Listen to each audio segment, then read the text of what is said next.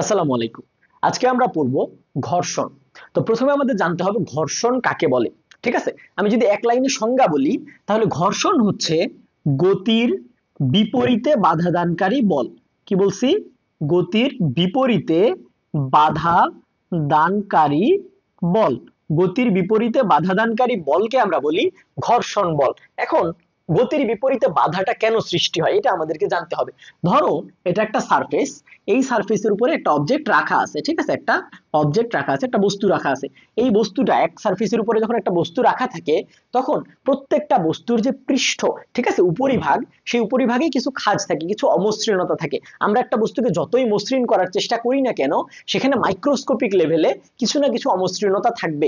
এই অমসৃণতার কারণে একটা অবজেক্ট যখন আরেকটা অবজেক্টের উপর দিয়ে চলতে চেষ্টা করবে তখন দুই অবজেক্টের খাঁজগুলো একজন আরেকজনের সাথে আটকে এই উপরের অবজেক্টটাকে চলতে বাধা দিবে, এবং এই বাধাদানকারী বলটার নামই হচ্ছে আমাদের কি ঘর্ষণ বল। ঠিক আছে, তাহলে ঘর্ষণ বল কাকে বলে? গতির বিপরীতে বাধাদানকারী বল। কেন সৃষ্টি হয়? এটা অবজেক্টের উপরিভাগের অমসৃণতা থেকে সৃষ্টি হয়। ঘর্ষণ বল কোথায় থেকে সৃষ্টি হয়? যে কোনো একটা বস্তুর উপরিতলের অমসৃণতা থেকে সৃষ্টি হয়। ঠিক আছে, ওকে। এখন ঘর্ষণ বল কত প্রকার? ঘর্ষণ বল আসলে চার প্রকার। কি কি? স্থিতি ঘর্ষণ, গতি ঘর্ষণ, আবর্ত ঘর্ষণ এবং প্রবাহী ঘর্ষণ। তাহলে এই ঘর্ষণগুলা কেমন আমরা একটু দেখি। ধরো এটা আমার একটা টেবিল, ঠিক আছে, টেবিলের উপরে একটা বই রাখা আছে। এখন টেবিলের উপরে যখন একটা বই থাকবে, আমরা এই বইটা, এই বইয়ের কিছু খাঁজ আছে, বইয়ের নিচের পৃষ্ঠে কিছু খাঁজ আছে, যে পৃষ্ঠটা টেবিলের উপরে রাখা আছে, এবং টেবিলের উপরের পৃষ্ঠে কিছু খাঁজ আছে। এই খাঁজগুলো একজন আরেকজনের সাথে আটকে থেকে কি হবে? এই বইটাকে যদি আমরা বল দেওয়ার চেষ্টা করি বইটাকে বাধা দিবে। তুমি চিন্তা করো, তুমি টেবিলের উপরে বইটা রাখলা, রাখার পরে তুমি আঙুল দিয়ে আলতো করে বইটাকে ঠেলা দাও। ঠিক আছে, আঙুল দিয়ে আলতো করে বইটাকে ঠেলা দিলে, বইটা কি আঙুল দিয়ে আলতো করে ঠেলা দিলে বইটা ইমিডিয়েটলি গতিপ্রাপ্ত হবে? বইটা কি ইমিডিয়েটলি সামনে আগায় যাবে? কখনোই ইমিডিয়েটলি সামনে আগায় যাবে না। তোমাকে কি করতে হবে? একটু জোরে ঠেলা দিতে হবে, তাই না? তাহলে এই যে তোমাকে বইটাকে জোরে ঠেলা দিতে হচ্ছে, তুমি আলতো করে ঠেলা দিলে কেন বইটা সামনে যাচ্ছে না? আলতো করে ঠেলা দিলেও তো সেটা একটা বল। তাহলে যে কোনো বল দিলে, বস্তুর আমরা জানি বল বস্তুতে গতি সৃষ্টি করতে পারার কথা, তাই না? আমরা যখন বল পড়ছি তখন বলছি বলের একটা বৈশিষ্ট্য হচ্ছে বল যে কোনো স্থির বস্তুকে গতিশীল করতে পারে। তাহলে যেহেতু এই আমি আঙুল দিয়ে যখন আলতো করে বল দিচ্ছি বইটা গতিপ্রাপ্ত হচ্ছে না, তার মানে কিছু একটা বইটাকে গতিপ্রাপ্ত হওয়া থেকে বাধা দিচ্ছে। কারণ বইটার উপরে, বইটাকে যখন আমি ঠেলতেছি তখন বইটার উপরে তো বল আছে, এটা আমরা শিওর যে বইটার উপরে বল আছে, কিন্তু বইটা গতিপ্রাপ্ত হচ্ছে না। তার মানে কিছু একটা বইটাকে বাধা দিয়ে পেছন দিকে আটকায় রাখতেছে। এই কিছু একটা নাম হচ্ছে ঘর্ষণ, এবং এই ঘর্ষণটার নাম হচ্ছে স্থিতি ঘর্ষণ। অর্থাৎ স্থিতি ঘর্ষণ কাকে বলে? একটা বস্তুকে আমরা যখন বল দেয়া শুরু করি, একটা যে কোনো বস্তুকে আমরা যখন বল দেয়া শুরু করি, বস্তু যতক্ষণ পর্যন্ত গতিপ্রাপ্ত না হয় ততক্ষণ পর্যন্ত তার মধ্যে যে, মানে গতিপ্রাপ্ত হওয়ার আগে পর্যন্ত তার মধ্যে যে ঘর্ষণ বলটা কাজ করে সেটার নাম কি? স্থিতি ঘর্ষণ। কারণ আমরা জানি আমরা বল দিচ্ছি, বস্তু গতিপ্রাপ্ত হচ্ছে না, তার মানে একটা বিপরীতমুখী বল অবশ্যই কাজ করতেছে। এই বিপরীতমুখী বলটা কতক্ষণ পর্যন্ত? যতক্ষণ পর্যন্ত গতিপ্রাপ্ত হয় নাই ততক্ষণ পর্যন্ত এই বিপরীতমুখী বলটার নাম হচ্ছে ঘর্ষণ বল। ক্লিয়ার? ওকে, তাহলে স্থিতি ঘর্ষণ কোনটা? একটা বস্তুকে আমরা যখন বল দিব কিন্তু বস্তু গতিপ্রাপ্ত হবে না, অর্থাৎ বস্তুকে বল প্রদান করার পরে বস্তু গতিপ্রাপ্ত হওয়ার আগে পর্যন্ত বস্তুর মধ্যে যে ঘর্ষণ বল কাজ করবে তাকে আমরা বলবো স্থিতি ঘর্ষণ বল। এরপরে আমরা চলে আসি গতি ঘর্ষণ বল। গতি ঘর্ষণ বল কাকে বলে? দেখো, বল দিতে দিতে, বইটাকে বল দিতে দিতে একসময় কি হবে? একসময় বইটা সামনে আগানো শুরু করবে। এই যে বইটা যেই মোমেন্টে সামনে আগানো শুরু করবে ওই মোমেন্টে কি ঘর্ষণ বল আর নাই? ঘর্ষণ বল অবশ্যই আছে। জাস্ট এখন কি হয়েছে? তোমার প্রদত্ত বলটা ঘর্ষণ বলের থেকে বেশি হয়ে গেছে, দ্যাটস ওয়াই বইটা সামনে আগাইতে পারতেছে। এবং যেহেতু তোমার প্রদত্ত বল ঘর্ষণ বলের থেকে বেশি হয়ে গেছে, বইটাকে সামনে আগায় নিচ্ছে, এজন্য আমরা কি বলবো? এই যে গতি, বইটা কি আছে? এখন গতিতে আছে।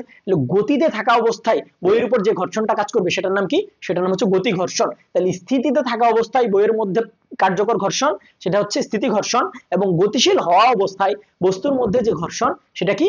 গতি ঘর্ষণ। ক্লিয়ার? তারপরে আমরা চলে আসবো আবর্ত ঘর্ষণ। আবর্ত ঘর্ষণ কাকে বলে?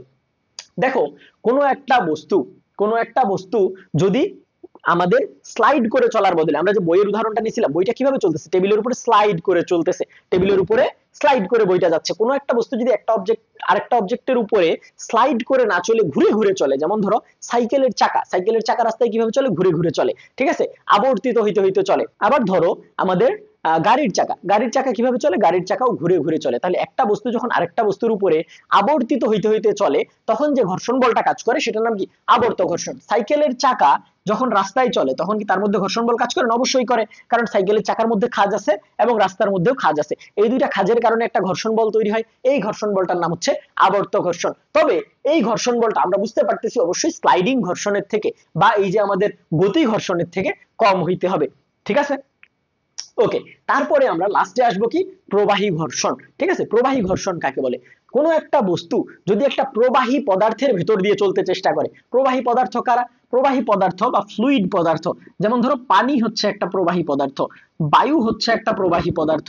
ঠিক আছে, কোনো একটা বস্তু আমরা নর্মাল এক্সাম্পলের জন্য বলি, পানি বা বায়ুর মধ্যে দিয়ে যদি চলার চেষ্টা করে, যেমন ধরো একজন মানুষ, একজন স্কাই ডাইভার কি করলো, প্লেন থেকে ঝাঁপ দিল প্যারাসুট নিয়ে। তাহলে প্যারাসুট নিয়ে সে যখন প্লেন থেকে ঝাঁপ দিবে তখন কি হবে, তখন সে যখন নিচে নামবে, প্যারাসুটটা যখন সে ওপেন করবে, তখন প্যারাসুটটা অনেক বড় হয়ে ওপেন হয়ে তাকে কি করবে, সেফলি ল্যান্ড করাবে, তার স্পিডটা আস্তে আস্তে কি করবে, তার নেমে যাওয়ার স্পিডটা আস্তে আস্তে কমাই দিবে। তাহলে এই প্যারাসুটটা কি করতেছে, বিশাল একটা এরিয়ায় ছড়ায় যাচ্ছে, এবং বিশাল একটা এরিয়ায় ছড়ায় যাওয়ার কারণে বাতাসের বাধাদানকারী বলটা কাজে লাগায় ওই স্কাই ডাইভারের যে পড়ার বেগ ছিল সেই বেগটাকে কমায় দিচ্ছে। তাহলে বেগের বিপরীতে একটা বল কাজ করতেছে না, বাতাসের বাধাদানকারী বল, এই জিনিসটার নাম হচ্ছে ফ্লুইড ফ্রিকশন বা প্রবাহী ঘর্ষণ। ক্লিয়ার? আবার আমরা যদি ধরো একটা গ্লাসে এক গ্লাস পানি আছে, সেই পানিতে যদি একটা মার্বেল ছেড়ে দাও, তাহলে মার্বেলটা কি আস্তে আস্তে গ্লাসের নিচে যাবে না?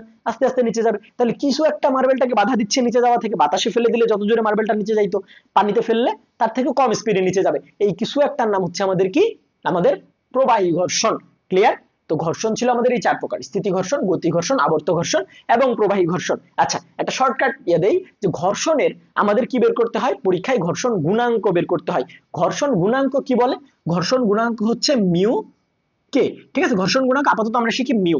ঘর্ষণ গুণাঙ্ক মানে হচ্ছে কোনো একটা বস্তু যখন আরেকটা বস্তুর উপর দিয়ে চলতেছে, তখন ঘর্ষণ বল এবং অভিলম্বিক প্রতিক্রিয়ার যে অনুপাত, সেই জিনিসটার নাম কি, সেই জিনিসটার নাম হচ্ছে ঘর্ষণ গুণাঙ্ক। বিষয়টা কেমন, এই যে আমার বইটা রাখা ছিল, এই বইটাকে নিচের দিকে একটা এমজি পরিমাণ বল দিবে পৃথিবীর দিকে, এবং আমরা জানি প্রত্যেক ক্রিয়ার সমান ও বিপরীত প্রতিক্রিয়া আছে, সেখান থেকে পৃথিবী এই বইটার উপরে কি করবে, এই বইটার উপর আর পরিমাণ অভিলম্বিক প্রতিক্রিয়া দিবে।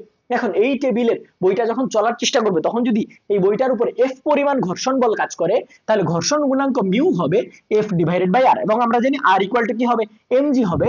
তাহলে আমরা মিউ ইকুয়াল টু পরবর্তীতে লিখতে পারবো এফ ডিভাইডেড বাই এমজি, কারণ আর ইকুয়াল টু এমজি, আমরা জানি আর আর এমজি কি হবে, সমান হবে। ক্লিয়ার?